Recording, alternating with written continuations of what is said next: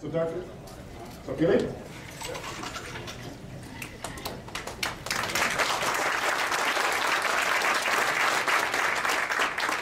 Thanks, Steve.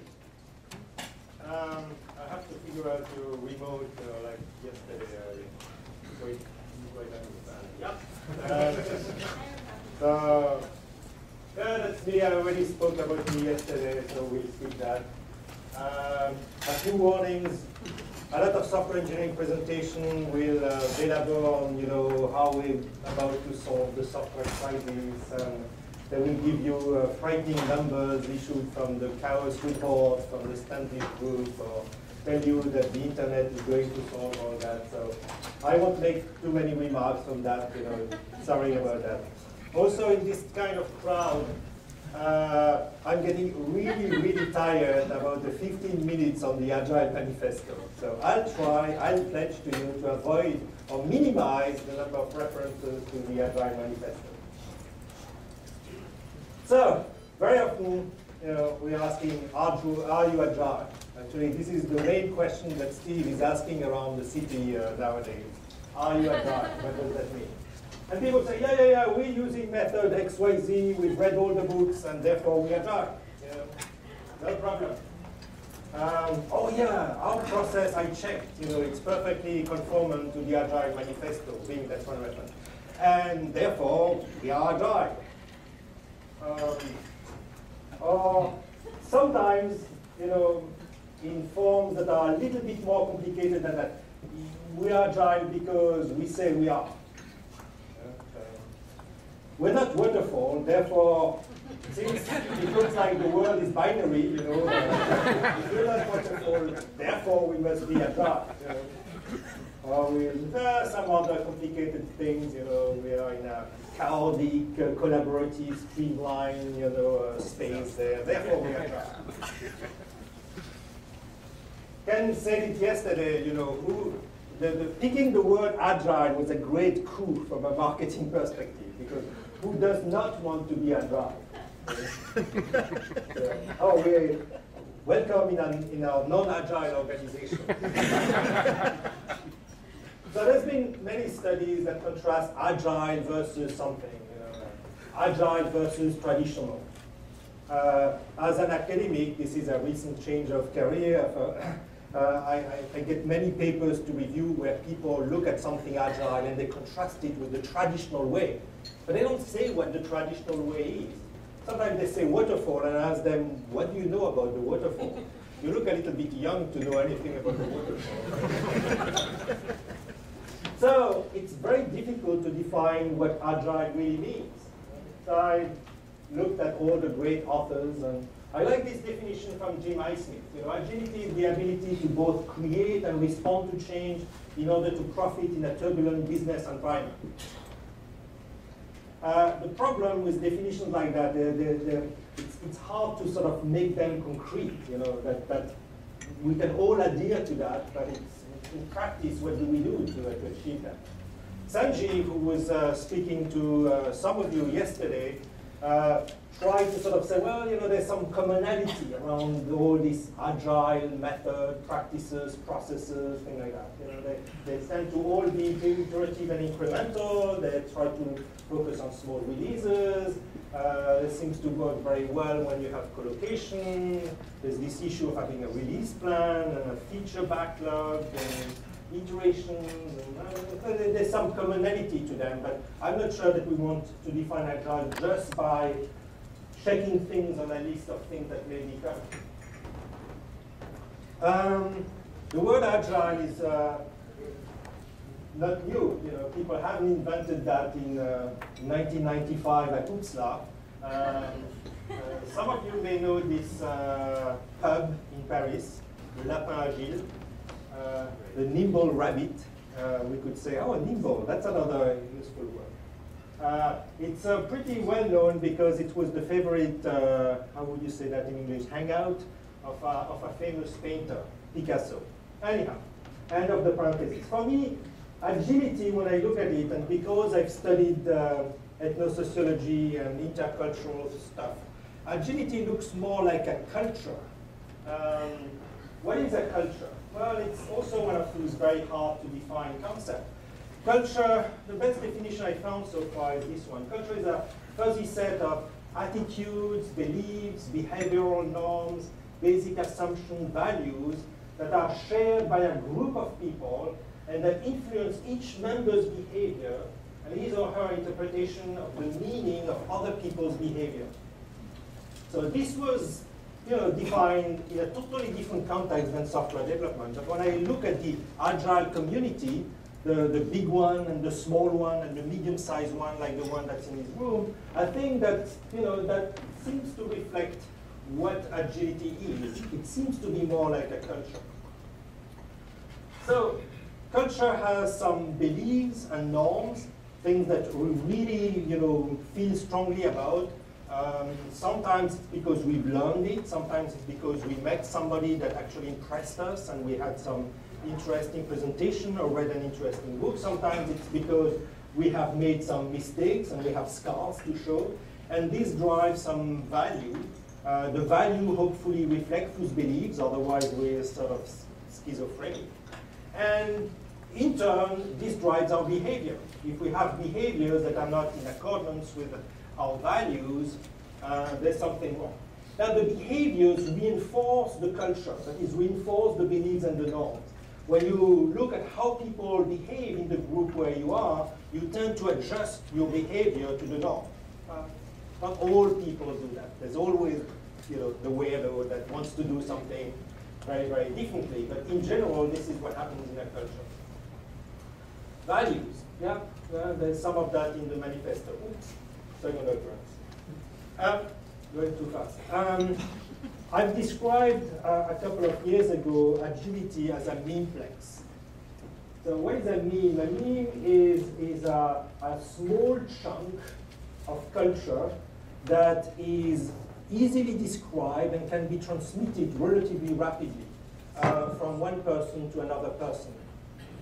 A memeplex is a set of memes that sort of support or reinforce each other. And when we look at agility, it looks also like some kind of a memeplex. There is a certain number of things that are now sort of well-defined, or at least they evoke immediately something. When I say XP, when I say daily stand-up meeting, this evokes something, and they're sort of reinforced together. Unfortunately, this has some negative aspects. Memes replicate themselves very well. This is the purpose of conferences like this and training sessions and things like that. Effective memes are the one that remains. They have a long-lasting memory, the one that will really sort of remain in our minds. So when you have a population that starts imitating one each other, you learn about a practice and you try it and it works for you, then this is how our new culture emerges. Okay? We have those little pieces of information, those little memes, and once we have them developed as a memeplex in a group, a new culture emerges. Now, the term memes was created by Dawkins as a sort of pun on genes, and he has this very interesting book about genetics that he wrote some 20 years ago. Memes, unlike genes, do not replicate perfectly. There's a rapid drift, unlike genes. And there is no natural selection of the fittest, unlike genetics. So something nasty happens with genes because of this lack of selection of the fittest, the Darwinian approach. It's decontextualization. When we start cutting a meme from the context out of which it emerged, we have something that sort of remains recognizable by the people who understand the context, but when it starts to be transmitted outside of the context, we run into some issues. So the pattern is the following. People experience a couple of success with a practice, they describe it, they simplify it. Sometimes it becomes some kind of a slogan, and they pass it on. Somebody writes a book about it and publishes it with Addison Wesley Longman. But very rapidly, this piece of information becomes transmitted, cut out from the original context into which it was developed and where it was actually successful. And this lack of context limits adaptation. Okay, so there's this nasty phenomenon. You end up with just the meme, just one single element. So I've been a little bit amazed in the last 4 or 5 years at the level of bigotry that developed in the Agile community. You start having people saying, you're not Agile because you're not doing this and this and this practice which I've described in my book. Well, how do you know that we're not Agile? It's not described, it's not defined by what we are doing and or what a book. Or people say, oh yeah, well, you're doing this is so waterfall. And what's wrong with it? It's not necessarily wrong. All Agile projects have 2-week iteration. If they don't have a 2-week iteration, they're not Agile. Stop using that word. What's wrong with my 4-week iteration? So we start having this elementary school recess discussion, my Agile is more Agile than you Agile. My dad has a bigger Agile than your dad. The same Dawkins who spoke eloquently about genes and later on about memes wrote some interesting paper called The Viruses of the Mind. I'm just going to read this one. The patient typically finds himself impelled with some deep inner conviction that something is true or right or virtuous. A conviction that doesn't seem to owe anything to evidence or reason, but which nevertheless he feels as totally compelling and convincing. We doctors refer to such belief as faith. Remember that software development is not natural science. We're not going to get closer to the perfect ultimate software development process. A software development process is a set of opinions, ideas that are existing in a certain context. It's not like trying to find what is the structure of the atom. The same Dawkins. Patients typically make a positive virtue of faith being strong and unshakable in spite of not being based upon evidence. Indeed, they may feel that the less evidence there is, the more virtuous the belief. That's something that people like Steve and myself are interested in. We'd like to see evidence. Yes, I hear you, pair programming is a great stuff. I'd like to see evidence. Yes, I hear you doing small release is a great stuff. What's the evidence? And I don't need oh, I've done it on my project. I want to see evidence that can be replicated. So for many practices in the Agile community, we have relatively sporadic evidence of effectiveness, or in a limited context. The sufferer may find himself behaving intolerantly towards vectors of rival faith. I remember XP Scrum battles a few years ago. In extreme cases, even killing them or advocating their death. He may be similarly violent in his disposition towards apostates, people who once held the faith but have renounced it. Yeah, now I think that really we should go more to Scrum. Oh, you're abandoning XP, you're a bad guy. He may also feel hostile towards other modes of thought that are potentially inimical to his faith, such as the method of scientific reason, which may function rather like a piece of antiviral software. Okay, Dawkins doesn't know anything about us Agilistas. He wrote that about something else. I'll let you guess what he wrote about. So, to ask again what is the question that Steve here is asking around, what does it mean to be Agile? Well, the answer is, unfortunately, very often it depends. And it depends on what? It depends on your context. I'm not the first one to say that. Some friends of mine have created the context-driven school of testing. And they realize that the value of any practice depends on its context. There are good practice in context, but they're not necessarily the best practices. Agility doesn't come in one can. One size does not fit all. There's no 5 common steps to achievement. So, unfortunately, or fortunately, what allowed the development of the memeplex is the fact that there's a relatively broad bullseye in that target, what I call the agile sweet spot.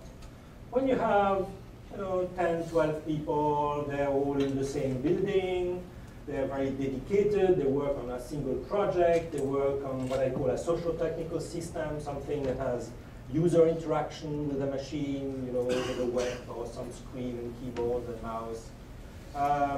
There's a relatively well-defined system architecture or software architecture, usually implicitly there because they've adopted a certain infrastructure technology. There's not likelihood that many people die when something goes wrong. The management is relatively friendly towards new ways of doing things. And the development is relatively new. You're not just changing 5 lines in 16 million of code. So my question today for you is, what happens when you're moving out of the agile sweet spot? That's something that has interested me for a while because as the few consultants that there are in the room, we are usually brought in or somebody calls us when something is not in the agile sweet spot. Things are not running smooth.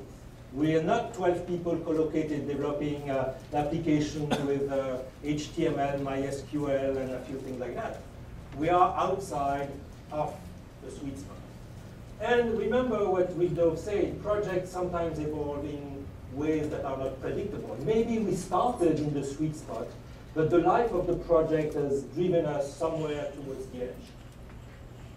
You can have a large financial organization that's the result of mergers of multiple financial organizations, big system around the world, several million lines of code. People go there, want to build a next generation system, use a nice combination of XP and Scrum.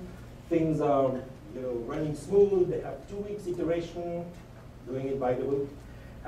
Initial success, they have access to the customer, we live in the same building, show some success. Things are going fine. And then they experience what the marathonians experience around kilometer 30 something. They run out of oxygen. They hit the wall. I really wonder how that car ended up there, but this is not a Photoshop thing. This is a real accident. So after 6 months running that project, it's difficult to keep with 2 weeks iteration. Refactoring takes longer than 2 weeks. The scrap and rework ratio, as I call it, increased dramatically. There is no obvious visible progress. You cannot have nice demos every 2 weeks of all the functionality that is added. Iterations start to stretch to 3 weeks. And then things turn nasty.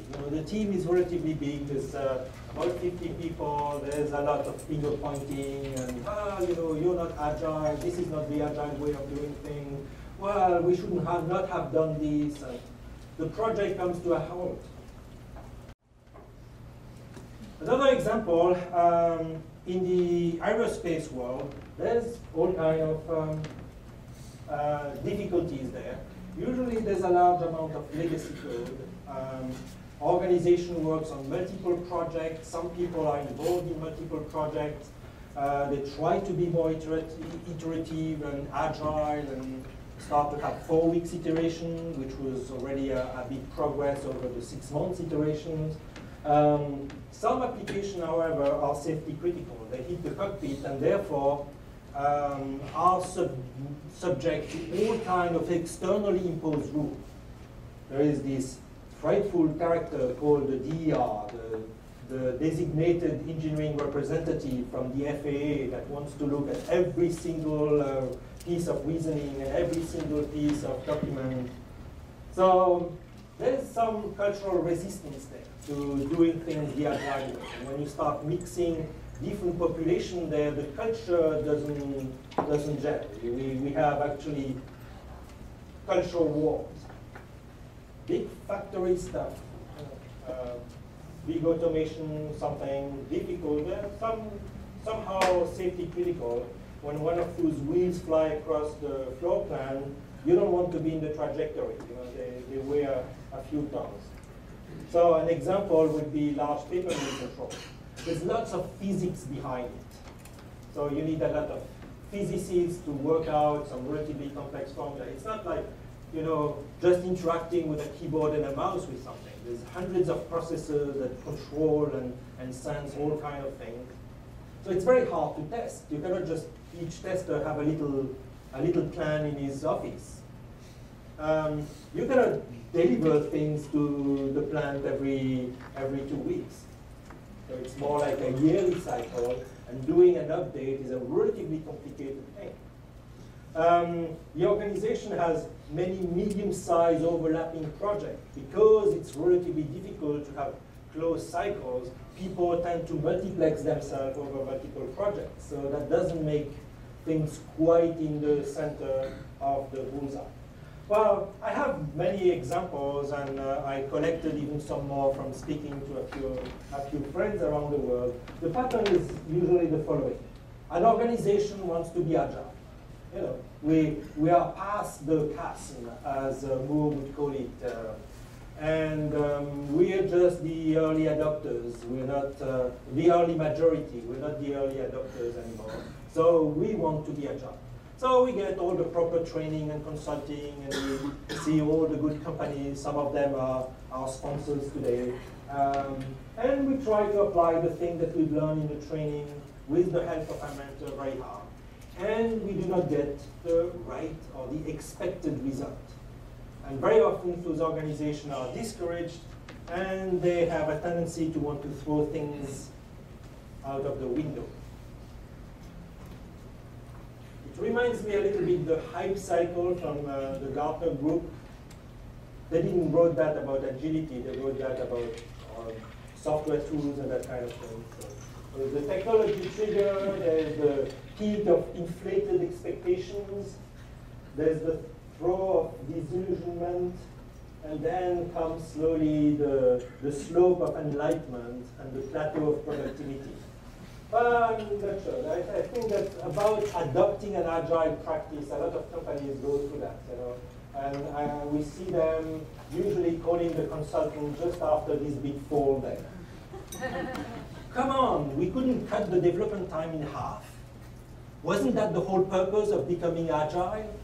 Come on, we still have a defect when we release. But I thought that you were doing pair programming, guys. Wasn't that, you know, I could push a few Dilbert cartoons there about extreme programming and that kind of thing. So remember, agility doesn't come in a can. One size does not fit all. There's no 5 common steps to achievement. Dave Snowden, you remember yesterday, Ken Schwaber at the very end of his presentation presented that thing about simple, complex, complicated, and chaotic. The model was developed by a guy called Dave Snowden, and he was the keynote speaker at XP 2008. Most approaches are valid within boundaries. So the real estate people have this motto, location, location, location.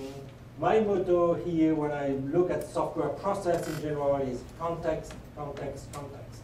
Start understanding the context. So what defines the context? Because people tell me, oh yeah, sure, I agree with you, Philippe. It depends on the context. What is context? So in our workshop organized by Steve Adolf, always the same Steve, at ICSE last year in May in Germany, we try to dig a little bit into what is that context. So there's some environment conditions, there's some conditions that are related to the organization and which are constant across all software development done by this organization, this company. There are more specific context attributes that are specific to the project. Now, for a very small company, those are usually extremely similar. And then this drives what are the good practices that would actually address the issues in that context. So let's go into that. The sort of dimensions or attribute of the context that we identified, and we're not the first one to do that. Some of that is in a more simpler form in the book by Barry Boehm and Richard Turner, Balancing Agility and Discipline. Pretty stupid title, I agree with you, but it's a good book nevertheless. So we've identified size. Size by whichever means you want to define it. Source line of code, function points, man months, woman months, both. Criticality. How many people die when the thing fails? How many people are hurt? How many $1 billion are lost? What damage do we do to the environment? Age of the system. Are we dealing with a very old system, or are we building brand new stuff from scratch? What's the rate of change in the environment? Remember this definition by Jim Highsmith, and that the whole thing is being able to react to external change in a turbulent environment. What if my environment is not that turbulent? Why things do not change every week? Why, if the requirements are perfectly stable? Do I need to iterate that fast? Maybe not. What is the business model? How does money flow between whoever develops the software and whoever pays for it? Do we have, when we start, a stable architecture? How distributed are we? What kind of governance do we have? Remember, yesterday Sanjeev had a slide about small governance. I wanted to speak more to him about that. So let's look at two things in turn. The environment conditions, what are they? There's the business domain. Are you doing things in electronic commerce? Are you doing things in manufacturing, in the automotive, in the aerospace? This will be a big element that will define overall the kind of constraints that will be imposed on your software development process. Another one is how many instances of the software you're developing will exist. Are you building a system that exists only in one instance, a dozen instances over which you may have enough control, or are you selling to the masses, millions of instances, and anything in between? This will also have some constraints on the kind of process that you have. Maturity of the organization. Is it a startup? 10 bright people who just got some venture capitalist fund? Is it a mid-sized software development organization? Are you the IT department of an organization whose purpose in life is not to develop or sell software? Are you a large system integrator? Are you an EDS, an IBM Global Services? What's the maturity of the organization, and what is the collective experience that is inside the organization? What is the level of innovation? Are you building brand new product, the never done before? Or are you building something that is much more classical, just better, bigger, different color, whatever? What is the culture of the organization? How do people communicate? How hierarchical is the organization? How aggressive are people? How trusting are they with each other? Trust and distrust play a big role in software development processes. How much shared mental model do people have? What is the level of education of your software development workforce? So this environment conditions are usually uniform across all software projects. They're sort of hanging over there. And then when we look at a given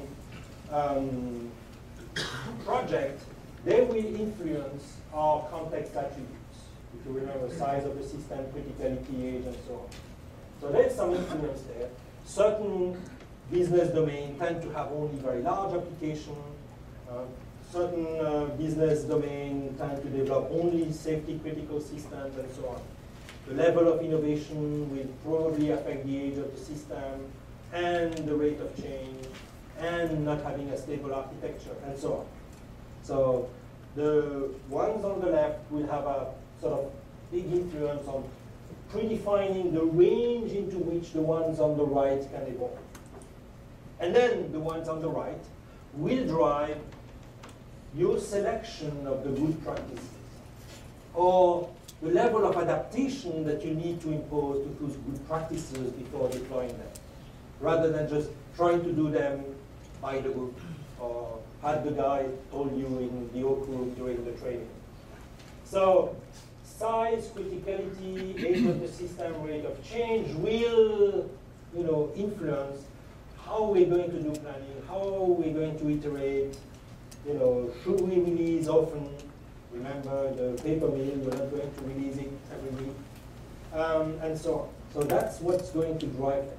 And if you're not first looking at your context, both at the business level and at the project level, well, you're just not trying to apply all the good practice, cross your fingers, and hope that the right thing, the right outcome will happen. So let's review them a little bit. Size of the system, whichever you define it, I don't care. It may be source line of code, it may be something else. This impacts size of the team. You're not going to develop a 1 million line system with 5 people, or you're pretty efficient. This one is usually driven by business domain. Certain business domains tend to have smaller applications, some business domains tend to have larger applications. I did my original training in the telecommunication world. There is no small PABX software. Two things are, for the smallest PABX, I know the telephone switch, sorry, it's 500,000 lines of code. A regular telephone switch is more like 5-6 million lines of code. This is related to other things: legacy, geographic distribution, governance. Large body of software tend to be the result of large companies that have multiple development offices. If they didn't have multiple development offices, now they have, because part of the testing is done in India, part of the development is done in Kiev. So usually associated with large organizations, usually. And this affects iteration rate, planning, how you communicate, how you document, what needs to be documented, and so on. The team structure in large systems can evolve over time. It's not because you're large that you cannot be agile. You just need to understand what are the practices that apply and where to apply them. This is over time, and I use the phase of RUP for historical reasons. This is a project that started with an initial team that was co-located, and they were pretty agile.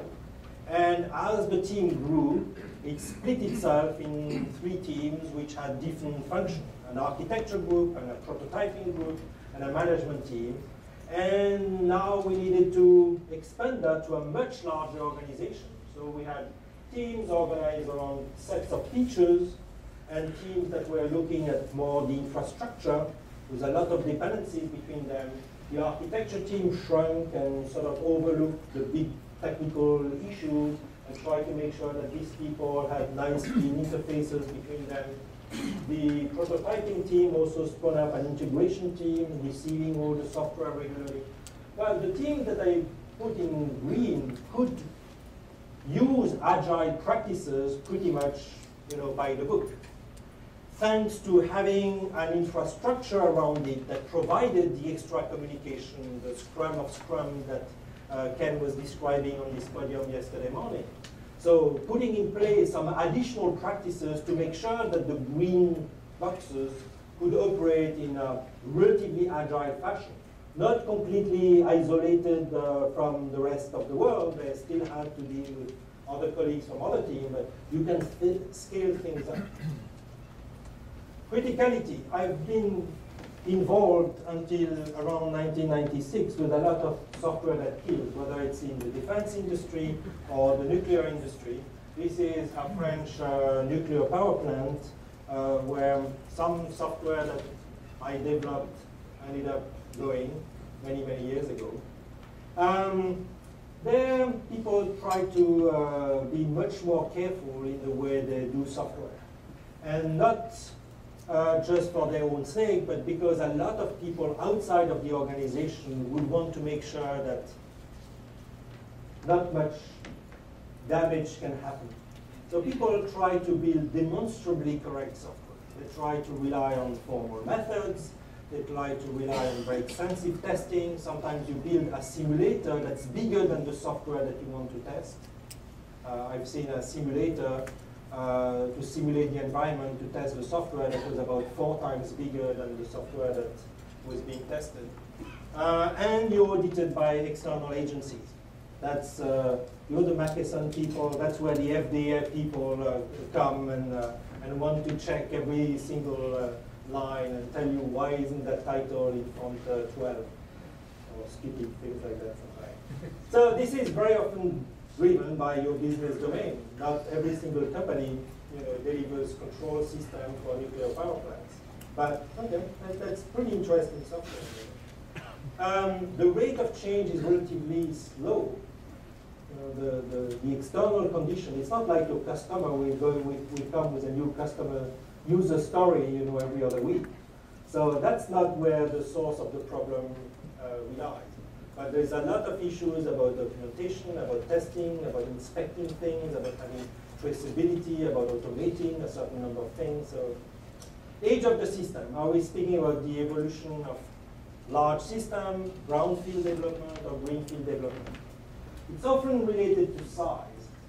There's no point in trying to reuse your 3,000 line of code, just rewrite the whole damn thing in Java. But when you have 16 million line of RPG code, well, you're not going to throw it away and redo it in Java in a matter of a few weeks.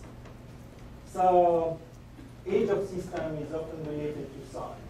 And I've been involved in many systems where the original stuff is using this strange device that my kids do not recognize. I had to show one to them, and they couldn't believe their eyes. Yes, this is a punch card. Testing. Testing will be a big issue when you try to be agile, because if you want to start refactoring part of the system or re-architecting it, you're very often missing a relatively complete detailed test suite. So one of the first things that needs to be done is having enough tests in place so that you can start gradually replacing the system. Lack of documentation. There's a lot of things where the documentation was lost, or whatever documentation is has become obsolete because it was not updated as the system evolved. The architecture is also an issue. Lack of architecture, or an architecture that is difficult to just transpose on the new technology, the new infrastructure that you want to adopt. Rate of change, I already mentioned it.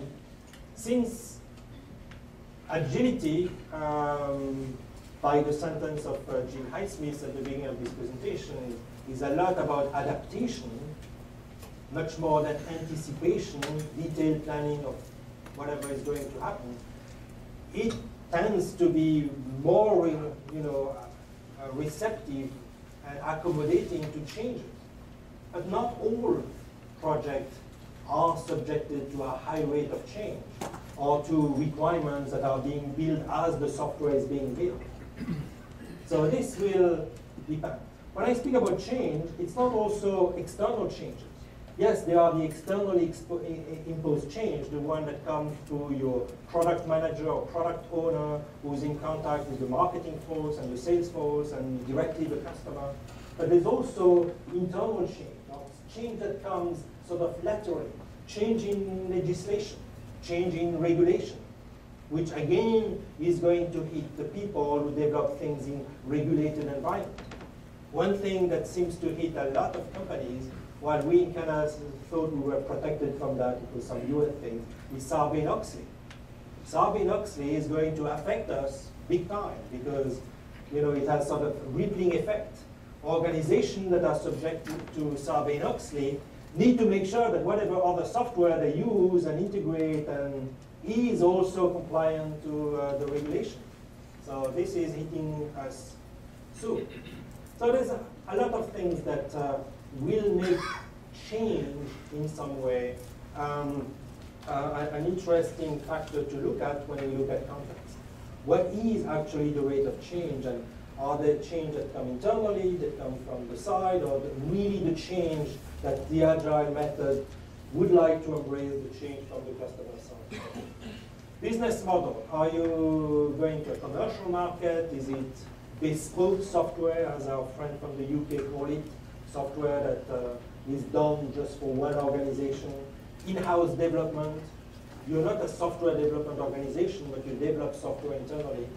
Open source development has, different flavor and rules and things like that, and the money flows differently. So this is very often driven by the business domain, and it relates to governance, because that's where governance will have to have some kind of overlook on how the software process proceeds. So this affects documentation. It's related to the number of instances that you have, this concept of having a customer on site. If you're developing software internally, it's probably easier to have the customer on site, although sometimes these people are not available to you. Communication, risk management, geographic distribution, those two things seems to be interrelated. Architecture stability. I've written a lot of things about software architecture, but those were mostly when you develop brand new systems, where there is no architecture on day one when you arrive. And a lot of people told me for several years that I was saying things that completely contradicted what Ken Beck would say. And one day I met Ken, and we spent quite some time in a restaurant in Montreal, I remember, and we described what was our past experience. And we realized that we came from totally different worlds. His context is different from my context. My context, working in embedded systems, in telecommunication systems, in weaponry and submarine and satellites and that kind of things, and nuclear power plant, was very, very different than the context into which he had developed software. And actually, we ended up agreeing on a lot of things. It's just that the thing that he was describing in his first version of XP applied very well in a certain context that was probably not completely described in his book. So there's a lot of people who say, well, we don't need any architecture, we just need a metaphor, and that's probably just good enough to explain what the architecture is. In many cases, the architecture, where I see agile practices work out of the books, the architecture exists on day one. We know what's the structure of the system. We know that there is a database here. We know that there is an Apache server here. And we know that the users are using a web browser, and which web browser and on which platform. So there is an architecture in place. Maybe the programming language is defined. I mean, this is a .NET shop. We don't even think about it. It's predefined on day one of the project. Everybody uses .NET, or everybody uses Java, or Smalltalk, or Ada, or whatever. Geographic distribution of the team. This was the topic of the Bird of a Feather session last night, which I had to cut short around 20 to 8 because the staff was getting a bit impatient. But Owen, are you resurrecting the same topic today? No, there'll be whatever topics people select. So this is an interesting topic. There is a lot of things to say about the geographic distribution of the team. This is very often, driven by the maturity of the organization and the culture to overcome some of the difficulties of working with 6 or 7 teams that are distributed around the world. In my last few years at Rational Software, we had 9 development sites. Vancouver was one of the smallest ones. My team was split 50-50 between Stockholm in Sweden and Vancouver, with 9, sometimes 10 hours of time difference. And you can have a very good network, you can have a very good conferencing system, even cameras in the meeting rooms. There's all these little mishaps that happen constantly. Or you have suddenly a question, and oh, gee, then I have to wait until tomorrow. So it's very, very difficult to work efficiently in a highly distributed environment. And many of the practices are sort of hard to scale up. And to apply, because we rely a lot in face-to-face direct instant communication. And there are cultural issues too. How people perceive their relationship to their employer, their loyalty to the team, issues of saving face and things like that. I could make a whole presentation about the cultural, in the sort of national culture impact on distributed teams. Governance.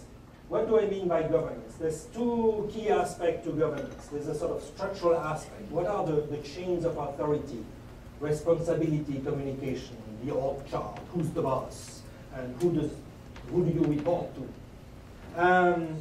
So how the structure empower the various actors to do their job and to do their job in an efficient fashion. And then there's the more dynamic aspect. What are the measures, the controls that are applied, over time to enable the actors to carry out their responsibilities, or to warn, to drive them back to carry out their responsibilities when we see them straying away. So there's those two aspects. And this is an area where I've seen agile groups suddenly resisting. Oh, this is big process coming by the back door. You want to impose all these rules on us. Well, whether you like it or not, in all projects, somebody needs to decide when a project starts and when it stops. Especially when do we need to kill it because it's going nowhere. You cannot let that to the project itself to decide. You cannot have the project decide that it should start, because you need to create it. And to stop it is even much harder. I've seen people trying to salvage and salvage and salvage a project where everybody knew that the thing was doomed to fail. Actually, brought in as a consultant, everybody tells me some very nice story about how the project, although it's been late and delayed, is going to succeed. And at the coffee break, or in the washroom, or in the restaurant at dinner, people tell me in confidence, don't say to anybody in the group, but this project is toast. I've known it for the last 6 months. So what happens when things go wrong? It needs to be made clear to the project. What happens when things go wrong? What is wrong? We need to have some definition of that. That's what governance is about. Who defines success and failure? The people who are succeeding or failing? Maybe not. Maybe we need to have another eye on who defines success and failure. So there's some goals in having some software development, agile governance, and fall into the trap of putting the adjective agile in front of everything. How do we manage value? This is the role of, managing the backlog, not just inside the team, but having a backlog that is visible also outside of the team, so that the powers in the organization can have some visibility over the backlog. Develop more flexibility, try to control risk and change. So there's this sort of top-down governance that some agile group wants to resist, but there's also the bottom-up governance. What of the good practices that we have in the agile community, which are the ones that will help having a better governance at the level of the organization.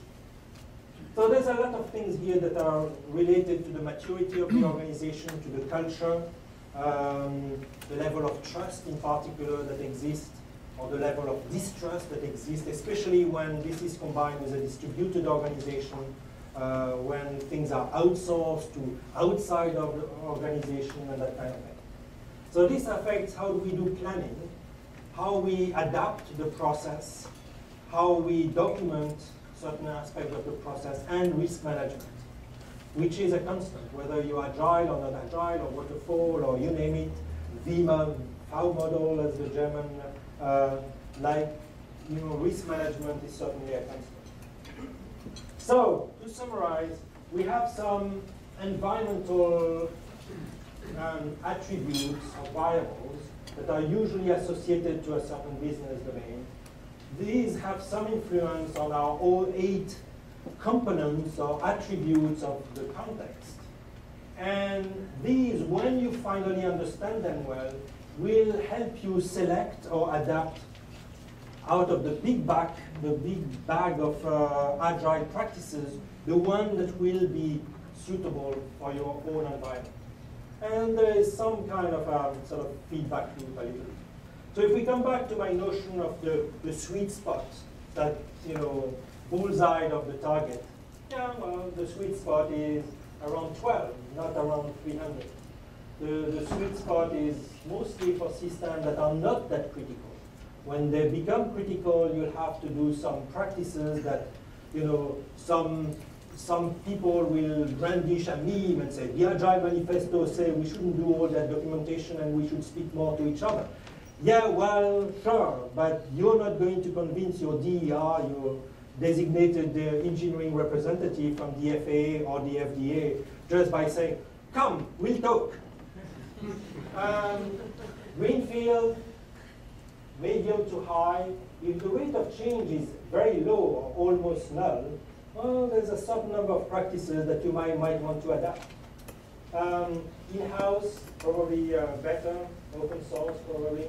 The commercial market start to have much more difficulties, especially if you're delivering not just your little desktop application or web-based application. Stable architecture will work much better. There are ways of developing an architecture, putting it in place, up to the point where you can have the more traditional Agile way. You notice that I mixed traditional Agile as opposed to not so traditional Agile. Collocated, that's obvious, and I heard it said in many different ways last night in the oak room. Offshore, outsourced, just having an organization that's split across multiple time zones makes already things more difficult by a factor 2. Simple rules, well, maybe you won't have simple rules. Maybe you will have to suffer through SOX and all kind of externally imposed things that will, where people will say, well, we cannot be agile because of those things. Well, you will have to find the right compromise to still satisfy the external rule and still try to be agile. Because agile is not defined by checking a list of practices. So we could revisit the examples there. The financial system, the aerospace system, the manufacturing system. Look at their specific context. And then look at how we can select and adapt the practices. So what is your environment? What is our environment? Can we try to define it better and understand what it is that the agile practices will help us becoming better in some way? Which practices will be best suited for this context? And how familiar are we with those practices? And if you want to adapt a practice, well, you need to first understand it, and understand it more than just having read the book or attended the training. So one size does not fit all. I experienced that with RUP when I was still a Rational/IBM employee. People thought, oh, RUP, this is a set of recipes, let's just use them. Let's open the book and start doing that. Well, one size does not fit all. They were missing, and a large number of organizations were missing. You need first to understand your context and adapt out of RUP your own version of RUP that is suited to your context. So context does matter a lot. We're still working with Steve on trying to grasp what does it mean to be agile. Agility is the ability of an organization to react and adapt to changes in its environment faster than the rate of its changes. This is the substance of Steve's paper on the OAD loop, the thing that he learned from a Maverick fighter pilot.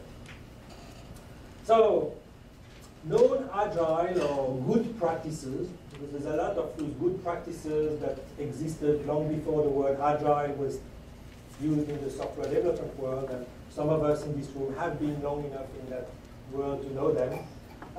Conformance to the Agile Manifesto may help, but none is absolutely a must. There are things in the Agile Manifesto that your context will not allow you to do. So my message to you is situated agility. Make your agility properly situated in your context. Don't think that the context, especially for the people who define those memes completely void of any context, that they'll be the good recipe for you. So agility situated, there's this sort of pattern for book titles with Addison Wesley. You have a noun, comma, and an adjective, collaboration, explained. Agility situated. My slides are on the website. You can grab them from there.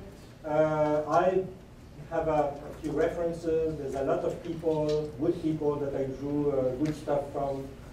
There's rarely more than 1 ounce of pure invention in any presentation. So thank you to all these people for helping me.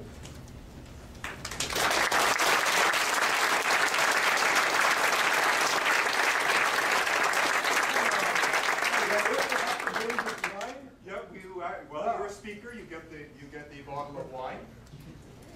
We've already had a couple of these bottles ourselves. Thanks so much. So we have about 5 minutes for questions, and then we'll have our coffee break. So, are there any questions? Everybody wants to hit the coffee break. Okay. Well, you know me, and I'm around the whole day, so you can grab me, tell me your pet peeve about something. Some stories to tell from the nuclear power plant testing, or The story of the nuclear power plant. Yeah. This is the first. Well, I learned a few things. You have to keep the software as small as possible. And small in those days meant a few kilobytes, not exceeding 300 kilobytes, so that you could really check absolutely everything. The other thing that I've learned is that formal methods, so very complicated mathematical-based stuff that only people doing PhDs learn, they actually do work. This is the first instance where some smarter people than myself actually did a formal demonstration of the correctness of a piece of software. How about that for a story? Unfortunately, formal methods do not scale up to anything that is more than 300 kilobytes of filtering. And our friends from computer science are trying very hard, and they've been trying very hard for the last 25 years. But still, the methods that are really formal, that will bridge the gap between requirement code, test, and things like that, still apply to only little school book examples. Okay, well, thank you, Philippe.